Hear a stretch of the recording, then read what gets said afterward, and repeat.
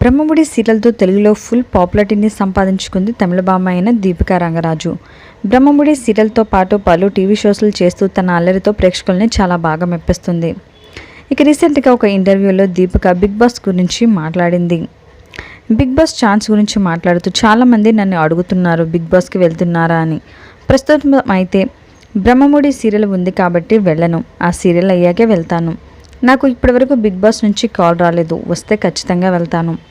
నాకు అయితే big boss చాలా ఇంట్రెస్ట్, వెళ్ళాలని ఉంది. నిన్ను పిలవాలి అని కూడా కోరుకుంటున్నాను. బిగ్ బాస్ టైటిల్ కూడా నాగార్జున గారి చేతుల మీదుగా తీసుకోవాలని కూడా ఉంది అంటూ తన మనసులో కోరికని బయటపెట్టింది దీపిక.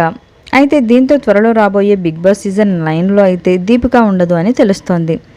మరి రాబోయే సీజన్స్లో అయినా దీపికాని బిగ్ బాస్ నిర్వాహకులు పిలుస్తారేమో చూడాలి. మరి బ్రహ్మముడి సీరియల్లో దీపిక యాక్టింగ్ కనుక మీకు నచ్చినట్లయితే ఈ వీడియోని తప్పకుండా ఒక లైక్ చేసి కామెంట్ చేయండి. ఇలాంటి లేటెస్ట్ వీడియోస్ కోసం ఇప్పుడే మా ఛానల్ని తప్పకుండా సబ్స్క్రైబ్ చేసుకుని పక్కనే ఉన్న గంట సింబల్ని కూడా క్లిక్ చేసేయండి.